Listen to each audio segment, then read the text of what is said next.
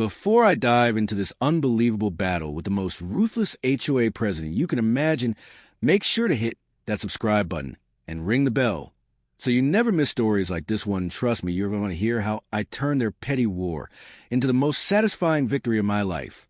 The air was still as I stood beside the pond that had been the heart of my backyard since the day I moved into the neighborhood. The surface shimmered with the soft reflection of the morning sun, and the gentle chorus of frogs carried memories of long summer evenings with my father, who helped me dig the first foundation of this little sanctuary. The smell of damp earth mixed with wildflowers, and each ripple seemed to whisper a reminder that this was more than water and soil. It was history and comfort, and the only corner of peace I truly claimed as mine.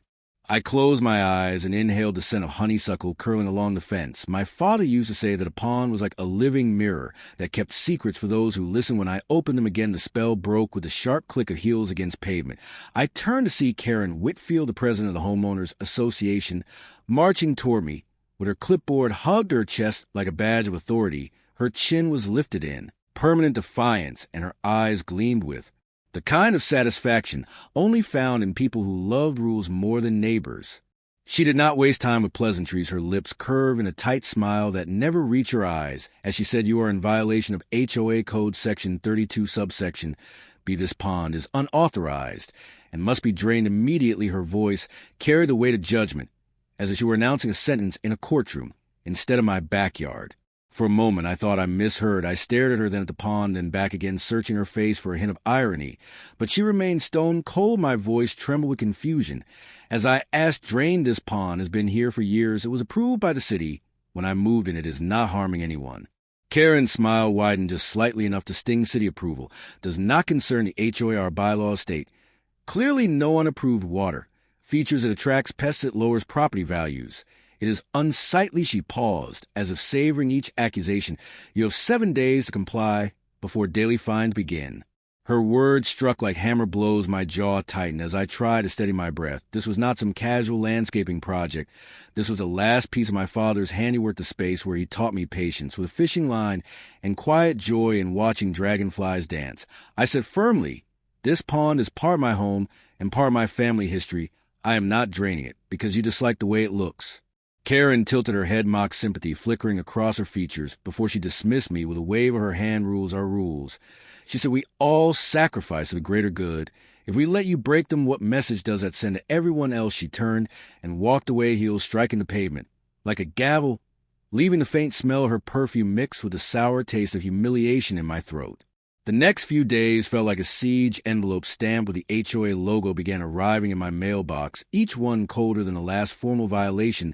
Notices threatened $500 a day in fines. If the pond was not drained, neighbors passed by with careful glances, some offering apologetic shrugs, others pretending not to see me at all. Word spread quickly that Kerren had set her sights on me, and no one wanted to draw her fire. I decided to take my case to the next HOA meeting. The community hall buzzed with chatter as homeowners filled the folding chairs, and Kerren sat at the head table like a monarch surveying her court. When my turn came, I stood with trembling hands and explained my situation. I spoke of city permits, of how the pond was maintained, of how it posed no hazard. I even shared its personal meaning and how my father had helped create it. When I finished, there was a murmur of sympathy in the room, but Kerren leaned forward, tapping her pen against the table. Her voice cut through the air with sharp precision. "We cannot allow personal sentiment to cloud enforcement of community standards. If exceptions are made, then order collapses. Your emotional attachment is irrelevant. The pond goes, or the fines begin." The silence that followed was crushing. I looked around the room, searching for support, but most neighbors stared at their laps, unwilling to challenge her. One man whispered that he admired my courage, but his words were drowned by the sound of Kerren announcing the meeting was adjourned. Walking home that night, I felt hollow. The moonlight glistened across the pond, and the croak of frogs seemed almost mournful. I knelt at the water's edge and dipped my fingers into its cool surface, remembering my father's laugh. And the evenings we spent here when life felt simple for the first time, I wondered if I was about to lose not just a pond, but the last living thread that tied me to him. But as I stared into the ripples, something shifted beneath the fear and frustration. A spark of defiance stirred. Kerren had power only if I surrendered to her demands. I had not fought, yet not truly, and though my heart ached with doubt, I felt resolve settling, and this was not the end, it was the beginning of a battle I had no choice but to fight. The night air carried the scent of pine and the faint hum of crickets. I stood tall, breathing deeply, and whispered to myself, she thinks she has already won. She has no idea what I am capable of. And with that thought, the story of my pond and my fight for it truly began. The next morning, the first letter arrived, bold red ink across the top, screaming notice of violation. I tore it open with shaking hands and read the same words Kerren had spoken, but colder, sharper, like they had been carved into stone. You are hereby fined $500 per day until the unauthorized water feature is removed. The paper smelled of ink and printer heat, and when I sat down, my fingers left smudges of sweat. My pond glimmered through the window as though mocking the threat or daring me to protect it. By the end of the week, the mailbox had become a weapon. Each day, another envelope stuffed with warnings, threats, and escalating fines. Kerren strolled past my house each evening, clipboard under her arm, lips curled in satisfaction, like she was savoring my discomfort. She always slowed near the pond, pausing long enough for me to feel her eyes drilling into me before she carried on with that self-righteous sway in her stride. The neighbors began to shift uneasily. Some avoided eye contact, crossing the street. When they saw me, others whispered words of sympathy too soft to be useful. One man muttered that Kerren once fined him for having the wrong shade of mulch, and another woman confessed she wished she had the courage to fight back, but she had children to protect. Everyone feared her, because Kerren ruled with fines and shame and the constant threat of dragging people through meetings, until they broke. I tried reason again. I called her one evening, voice steady though my stomach churned. Kerren, what if I build a small fence around it to address your concern about safety? I can treat the water regularly to control mosquitoes. I want to work with you on this. Her laughter came quick and cruel through the phone. You think you can negotiate your way around the rules? A pond must go, no exceptions. A tone of finality slammed into me like a door locking shut. The next day, she called the county inspector. I watched from my porch as a man in a reflective vest measured the pond water, tested a sample, and scribbled notes. Kerren stood beside him, pointing with manicured fingers, gesturing wildly, as if she were uncovering some criminal operation. I stepped forward, heart hammering, and asked what was happening. The inspector explained that Kerren had reported a potential mosquito hazard. His voice softened when he admitted my pond was well maintained and posed. No real issue, but procedure required him to file a report. Kerren smirked behind him, eyes glittering with triumph. When they left, I felt my knees weaken the weight of it all. Pressed down, my father's voice echoed in memory, reminding me how he used to say life will test you until you decide you are done being tested. But I was not ready to surrender. Not yet. I sat by the water lawn after sunset, watching fireflies spark in the humid air and listening to the low drone of crickets. My reflection stared back at me, distorted in ripples, and I barely recognized a tired, desperate face gazing up. The following morning, another violation letter arrived. This one stamped final notice. Kerren had escalated again, threatening legal action if I did not comply within 72 hours. The words blurred as I read them, and rage coiled in my chest hotter than fear. She was not just enforcing rules, she was erasing a part of me and grinning while she did it. That night, I walked out to the pond barefoot. In the damp grass, the moonlight painted the water silver, and the air smelled of wet leaves. I crouched at the edge, trailing my hand along the surface, and let memory pull me back. I saw my father's weathered hands guiding mine as we lined the edges with stones. I heard his laugh when I nearly fell in chasing a frog. I felt the patience he taught me when he said obstacles are not walls, they are doors waiting for the right key. The memory cracked something open inside me. The despair that had been suffocating me shifted into something sharper, more focused. Kerren believed she had cornered me, that I was powerless beneath her bylaws and fines. But she underestimated the stubbornness I inherited from my father. My pond was not only water and stone, it was proof that I would not be bullied into obedience. I stood as the night wind stirred through the trees. Determination hummed in my veins, louder than the chorus of insects. I whispered into the darkness, words meant only for myself. If she wants to fight, she will get one. And for the first time since the nightmare began, I felt the faint stirrings of a plan forming in the shadows. I spent the next week buried in the dense language of the HOA bylaws, each line a tangle of rules and restrictions designed to suffocate creativity. My desk was cluttered with papers, highlighter marks glowing like veins of possibility. As I searched for a way out, at first it seemed hopeless, every paragraph closing doors faster than I could open them, until my eyes landed on one particular section: recreational facilities such as pools, clubhouses, and designated communal spaces are permitted if approved and maintained. To code my heart skipped a beat as the words seared into me. Pools were allowed. My pond could never survive as a pond, but perhaps it could be reborn as something Kerren could not touch. The idea grew in my mind like fire spreading across dry grass. If Kerren wanted me to drain it, I would not drain. I would transform. I would turn the very thing she despised into something. She could not challenge a gated swimming pool with city permits and county approval, a loophole large enough for me to step through with both feet and a grin on my face. I moved quickly because hesitation was dangerous. I visited the county office and filed the paperwork, my hands trembling. As I slid the forms across the counter, clerk reviewed them and nodded casually as though I had not just launched a rebellion. Well, the pen approval would take time, but the path was clear, and legal the fear that weighed on me was replaced by adrenaline and determination. I hired contractors discreetly at first, wanting to keep Kerren in the dark as long as possible. The sound of hammers soon echoed across my backyard, and the smell of fresh cement mingled with the earthy scent of damp soil. The pond began to change before my eyes. Filtration systems, installed metal ladders bolted along the edge, elegant iron fencing ordered to encircle the water with a lockable gate. It was not destruction, it was evolution, and each step filled me with a grim satisfaction. Word spread quickly. Curious neighbors peeked over fences, whispering questions. Some smiled when I explained. Others chuckled nervously, unsure whether to cheer me on or fear Kerren's wrath. The children from down the street pressed their noses to the fence, watching the transformation with wide eyes, already imagining themselves splashing in the water. Hope flickered in their parents' expressions, though they said little. Everyone knew Kerren's temper could turn quickly.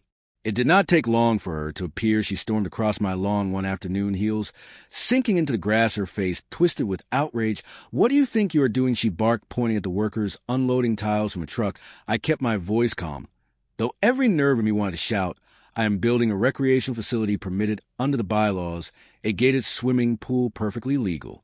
Her mouth opened and closed like a fish gasping for air before she snapped. "You cannot disguise that pond with ladders and fences.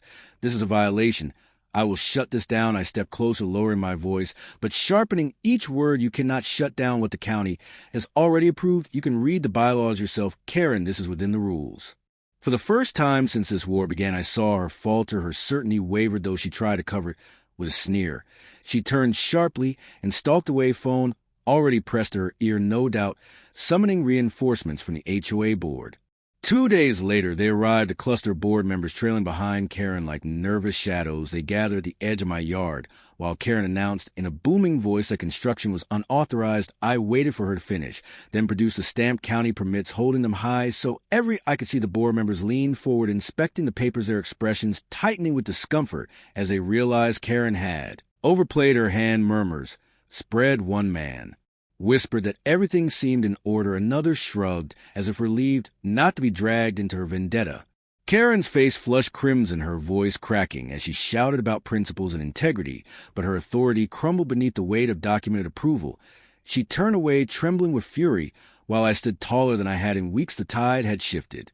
That evening, I posted a photo online of the pond mid-transformation, captioned with simple words from pond to pool. Watch this space. The response surprised me. Neighbors shared it, friends commented encouragement, strangers online celebrated the audacity of beating.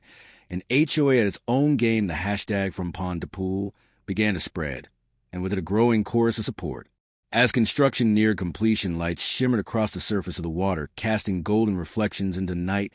The air buzzed with energy, both from the workers finishing their tasks and from the anticipation building in my chest. I could almost hear my father's voice urging me forward, proud of fight I had chosen. This was no longer about survival. It was about victory.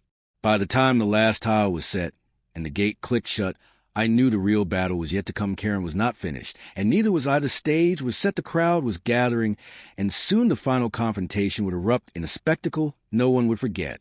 The morning of the unveiling dawned with a heavy sky, yet my chest carried nothing but light. The pool was finished, the iron gate polished to a gleam, the water clear, and shimmering beneath the early sun, the scent of fresh cement mixed with chlorine, and the faint sweetness of cut grass. I stood at the edge of the yard, surveying my work with pride so sharp it almost hurt. My father would smile at the sight of his pond reborn, not destroyed but transformed into something grander. Neighbors began to arrive, drawn by curiosity and the promise of something forbidden. Children tugged at their parents' sleeves, eyes wide with anticipation. Adults murmured in low voices, casting cautious glances at each other, as though waiting for Kerren to descend from her throne. I greeted them warmly, my voice, steady though my heart thudded with the rhythm of battle drums. Today was not just a celebration, it was a reckoning. Kerren arrived as if summoned by their whispers, heels clattering against the pavement sharp as gunfire. She marched forward, flanked by 2 HOA board members, her face carved in fury, her voice cut through the air like a blade. This gathering is unauthorized. This so-called pool is nothing but a violation in disguise, and I demand it be shut down immediately. Gasps rippled through the crowd, though no one moved away. Instead, all eyes turned toward me. I stepped forward, papers in hand, a county permit stamped and signed. My voice carried calm authority. As I said, this is a permitted recreational facility maintained to code and approved by the county. It is legal under the bylaws, and every detail is documented. I held the papers high, letting the board and neighbors see the official seals glimmering in the light. The murmurs grew louder, tilting against her. Kerren's lips trembled, her fury bubbling into desperation. She shouted, "This is mockery. This is manipulation.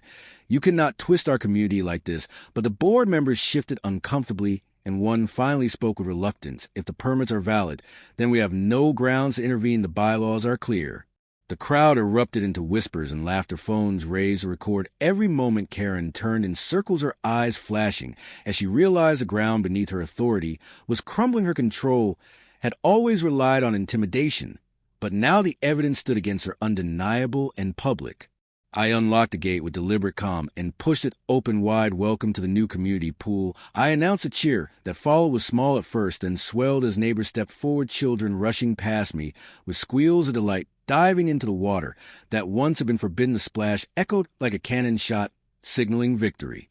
Kerren's face twisted into a mask of disbelief and rage. She screamed over the noise, trying to command attention, but her words were drowned by laughter and the joyful cries of children. Someone shouted, "Film this," and soon half the crowd had their phones aimed at her, recording every ounce of her meltdown. Her shrieks grew higher, her words dissolving into incoherent rage, until she finally stomped away, shoulders stiff and trembling.